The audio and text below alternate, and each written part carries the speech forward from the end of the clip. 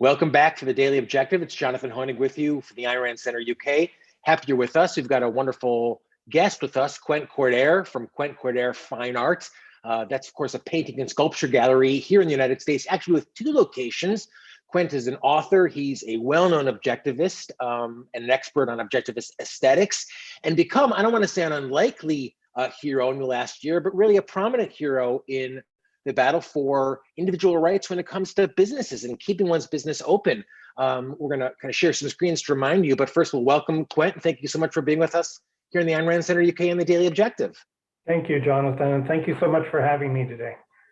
Well, there's been a lot of talk about what is essential over this pandemic. And I want to remind, I'm sharing a screen here now. This is our news from artnet.com, claiming that all art is essential. Some California galleries have reopened in blatant defiance of stay-at-home orders. This is going back to May of 2020. And, Quent, you and your wife and your gallery writ large are really at the forefront of this call to keep businesses open, keep galleries open, keep the idea that all businesses are essential, and fighting these draconian forced closures of businesses that have, wrecked a lot of businesses, big and small, across the nation. So we're kind of reaching some one-year anniversaries, if you will, of some of those orders. You're thriving after all of it, but a lot of businesses are not. Well, we're thriving only because we've taken action since the lockdown began in California, and we've not sat back and taken this passively. In order to survive, we had to get back to work as quickly as possible, and to do what we had to do to reopen our doors and to get our business going again. And from the day we reopened our doors, it was about 6 weeks after the lockdown. And we did it in defiance of the state of California and the county of Napa's orders. Fortunately, we had the Pacific Legal Foundation come in and put together a lawsuit that they were filing against the state and the county. And by the time all of that happened, the county began to relent, and we managed to stay open through our fight with the county and the state up until such a point where the state started to allow retail businesses to open at least partially again. And we've just been going and doing everything we've had to do since to keep our sales of our art going, and to keep our artists their bills paid. And over that time, we decided that it might not be. Hold on one second. I want to just give you a hurrah for that. There's been a lot of talk about first responders, and I give them, the medical first responders, complete praise for all that they've done over the course of the pandemic. But in a weird way, I consider you almost like a philosophical first responder, because as soon as businesses started to be locked down, you, your wife Linda, and the Cordair Gallery was right there in front saying, wait a minute, you can't do this. This is immoral. This is impractical. This is killing my businesses and businesses, small, big, small, across the country. So you were at the forefront of making that argument, a philosophical argument, an ethical argument, a practical argument. You were a first responder in that sense, and you really had some demonstrable results that became nationwide news. So I give you tremendous props and kudos for that. Thank you. From our perspective, it was simply doing what was the moral responsible thing to do. We're responsible for our own existence, and we can't live without a livelihood. We can't be without doing. We have to take action. We have to create the products that we are going to consume, and sitting there day after day after day, while the officials in California were dropping any potential deadline for the lockdown. They were just, it became clear that the lockdown would be extended for as long as they could get away with extending it. And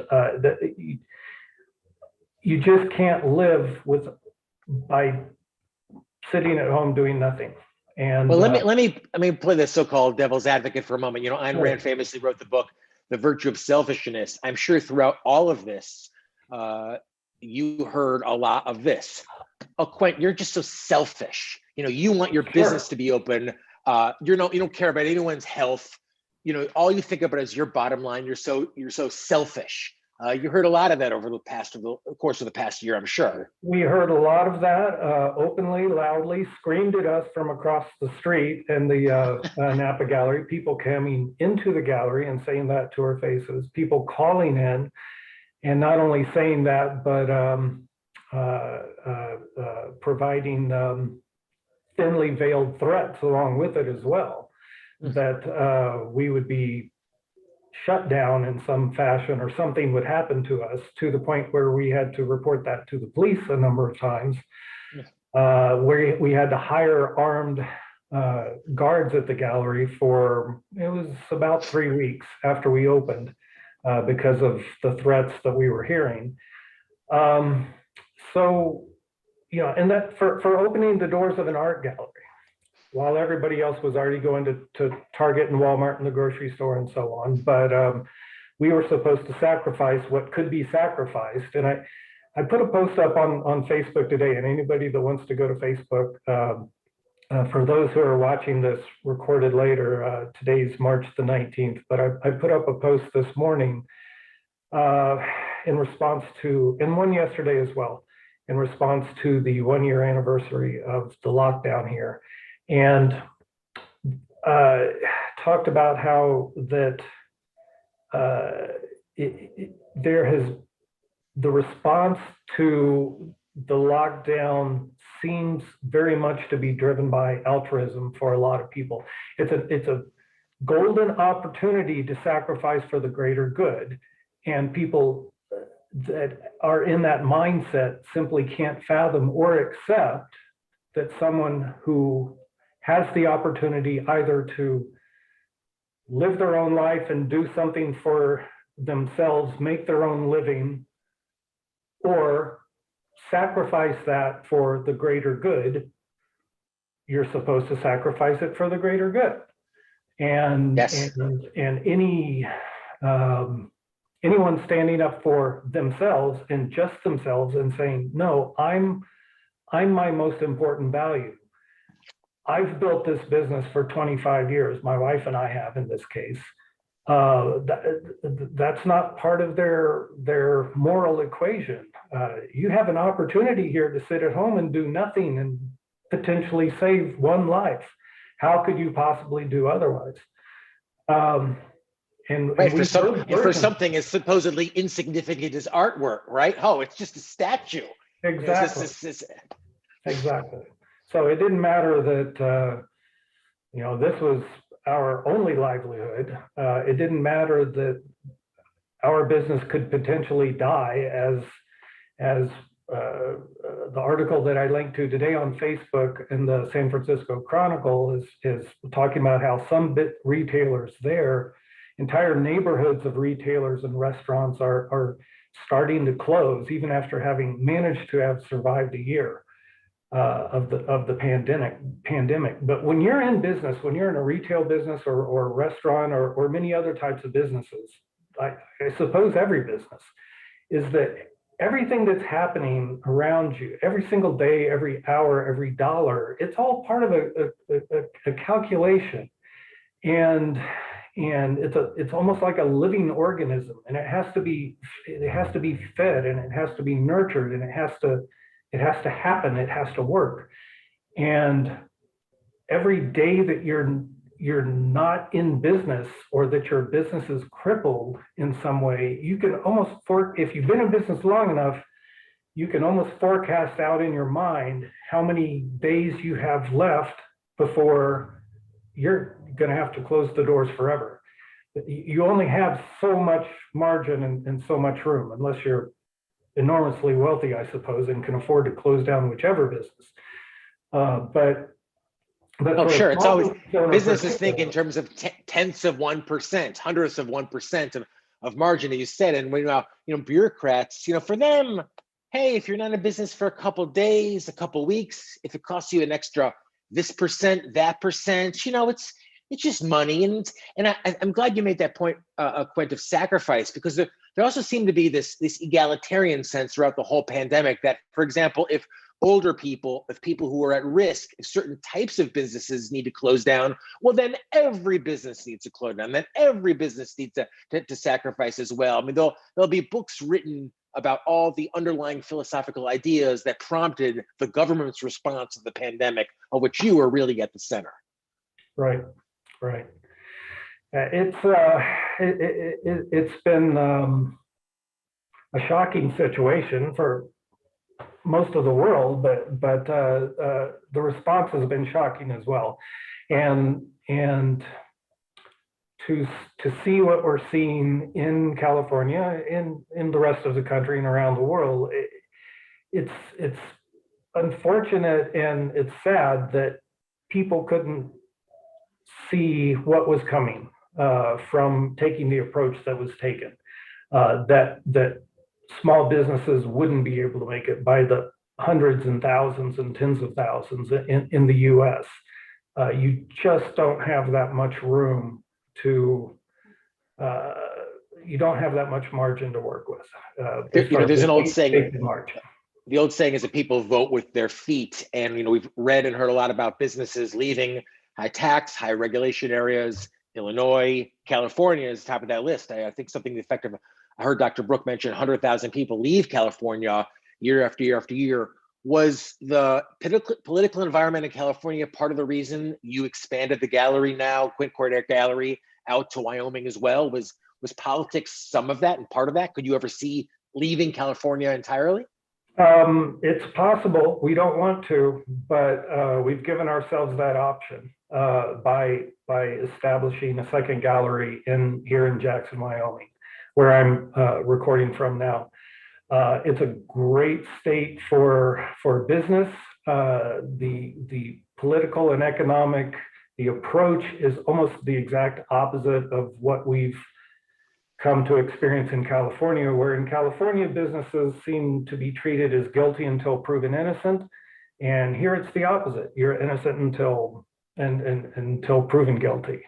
It's doing businesses would appear to be more the natural state of things here, and being in business, being self-responsible is what I've found. There's enough of the original America and the Old West here that you're expected to be responsible for your own life and your own well-being and your own existence. That still seems to be the primary approach here, and it's more laissez-faire as far as the way people treat each other. If you're not hurting anybody else, they're not going to hurt you. And in California, you're almost always watching your back as far as, particularly if you're in business. It's a very difficult environment.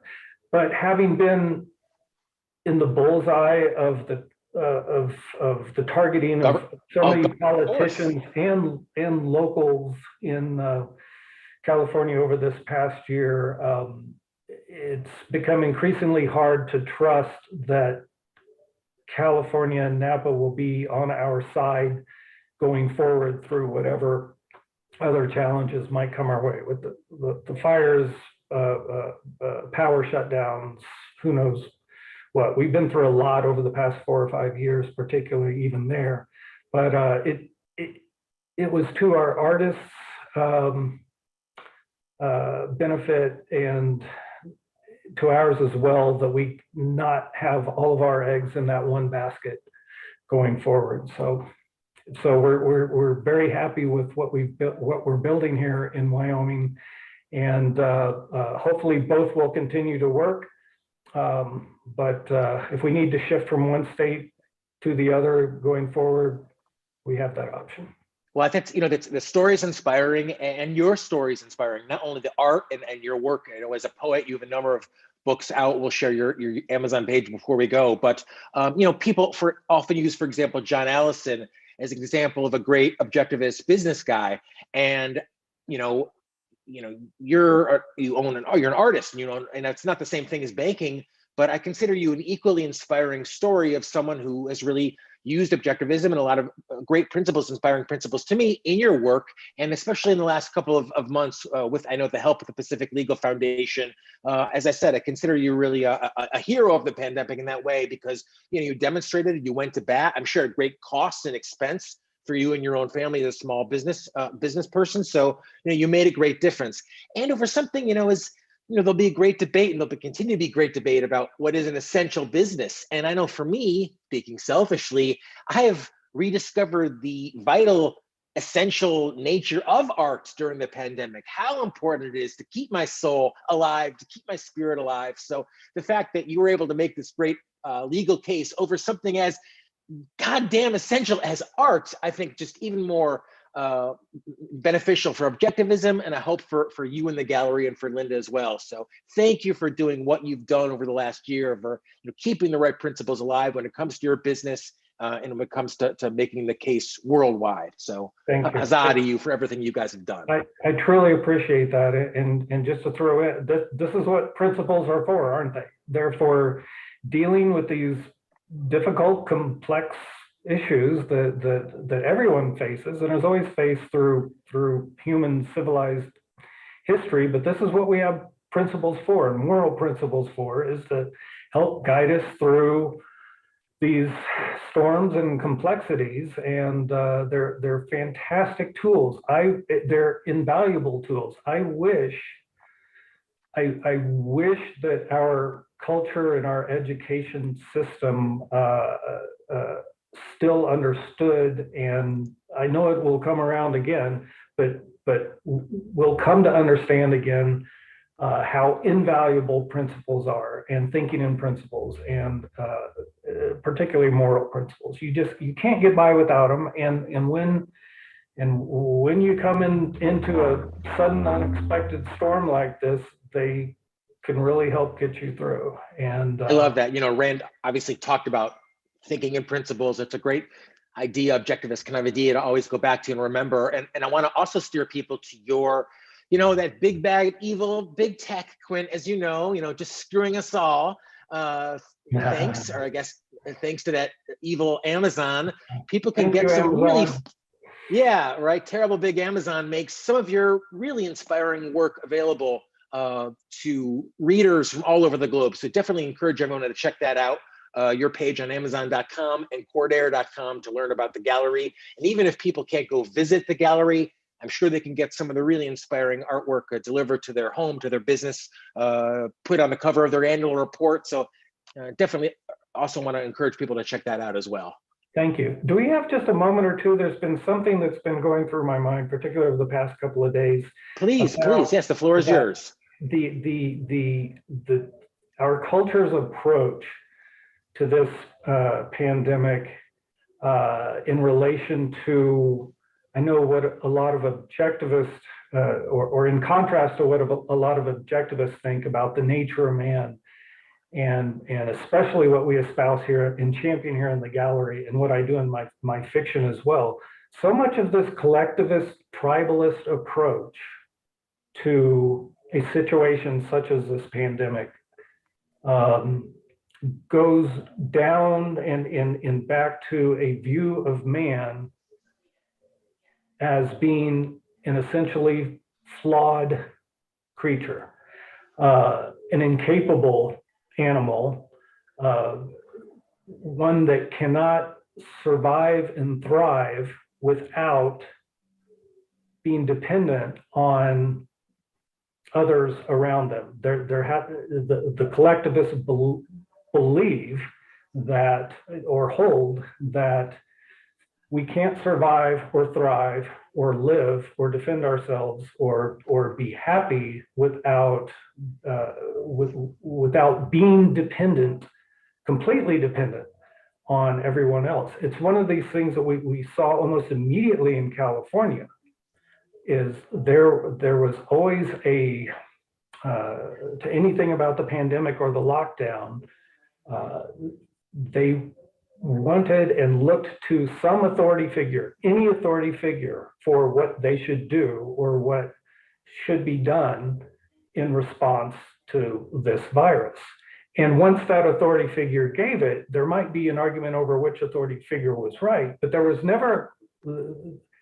no possibility that the individual might be able to think and decide and weigh on his own as to what to do, as to what vaccine he might take, as to whether they should walk into a particular business or not. It was the collectivist authoritarian approach was evident immediately, and even when Newsom put out his I don't know, his fourth version of tiers and this, there was no questioning of whether or not those were legitimate or should be shifted around or what have you. It was, okay, now we've been given this way of dealing with this, and it immediately became about, all right, what does our county need to do to get to this tier or that tier so that we can reopen? There was no questioning of the legitimacy of what was handed down. I think it's a great observation, Quent. And no question of the supposed importance of government's dominance of the whole process. So by the time you get to vaccine distribution, everyone's like, oh yeah, of course government's going to decide who gets it. By the time we get to that, it's like, of course there's no even thought that there would be any element of a free market and egoistic and individualistic solution to any of this, as you said, because from the get-go, government was deciding who's open, where you have to wear a mask, if you have to wear a mask, every element, as you said, right. All of that is based on what people have accepted as how to evaluate ourselves as individual human beings. They're taught that their mind doesn't work well enough on its own to be able to figure out things on their. It supports a chronic dependency. Once you get up to adulthood, well, you're not dependent on your parents anymore. Then you have to be dependent on government or an authority figure, and both the left and the right are doing it. Either it's one authority or it's a Politburo of authorities or what have you, depending on which political side you tend to come in on. But our gallery and my fiction are very much about getting back to an approach that Western culture has visited at least a few times over the last 2,400 years or so, from the Greeks, and then skipping forward towards the Renaissance and Enlightenment in the 19th century, and hopefully we can get it going again. And Ayn Rand certainly has provided a good base for that.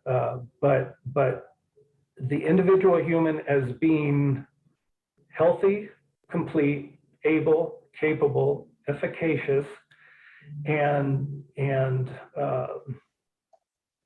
not only able to be independent, but you get to be independent. I often compare it to when people are growing up, you get to be 16, 17, 18 years old, you get to be an adult. But the collectivist approach is, oh, no, I don't want to really be a fully responsible, independent adult and make all my own decisions on my own, even about my health care and so on. I want to depend on another authority somewhere and somebody else to take care of me. And I don't have to make these decisions. Somebody else can figure out which tier I'm supposed to be in and whether I should open my door and allow 20% of the public in or wear a mask at a particular time and place or what have. They want somebody else to make that decision for them because they don't feel that they're capable. Christopher echoes that, and thank you for the support, Christopher. He says it requires a tragic view of man as a helpless fool doomed to suffering, which is very sad. And Bonnie kind of echoes that. Bonnie says it's the congenial dependent. The congenial dependent is government's view of man. They seem to forget that we're people too. Thanks for showing us that man is rational. And thank you, Sam Republique, for your donation, your contribution, your super chat. Thank you, Christopher, and thank you, Mary Leen, as well. Quent, you and Linda are inspiring people all over the world with the gallery and all that you've done over the last year. So thank you truly for being that rational voice and putting those principles into action, into what everything you're doing, and being that strong voice. Thank you. One last plug for my fiction, which you already did. So that whole idea about getting back to a view of doing whatever we have to do to get back to a view of man as being heroic and capable and something to be admired. We're the most fantastic creatures in the universe. We're doing remarkable things already and have been for thousands of years. And instead of seeing us as flawed creatures that are subject to whatever virus is going to come along and wipe us all out and so on, the saga that I'm writing, the idolatry series, I've already got parts 1 and 2 done. Parts 3, 4, and 5 are coming. And it's about our view of ourselves, our view of human beings, of Homo sapiens, and what we worship and what we uphold and what we champion and what we love and enjoy and are passionate about. For me, that's the individual human being. I think we're just incredible, remarkable, wonderful creatures. I'm inspired by what I see so many human beings doing every day and what they've done through history. Isn't Rand, didn't she famously say she's a man worshiper? Yes, absolutely. And you think, look at the figure over your right-hand shoulder, that's man reaching higher, not suffering from something as long-term insignificant as a virus. We can overcome it. And thank you, Robert, for your generous contribution. Robert says, hi team, can't listen live today. We'll listen to the replay later, but had to stop in and say hi to Quent and Linda at Quent Cordair Fine Art. They are simply the best. So you've got a lot of fans out there in America and worldwide for everything you're doing. Thanks so much. Really, really appreciate it. Well, we'll see you, I hope, on Clubhouse. We'll see our super chatters live on Clubhouse as well. And we'll see you back here Monday for more with the Daily Objective. So subscribe, share, make us part of your daily media diet at the Ayn Rand Center UK, and keep spreading the right ideas in the right way. So we'll see you on Clubhouse, and we'll see you again right here for more of the Daily Objective next week. Have a great weekend. Thank you, Jonathan. Thank you, everyone.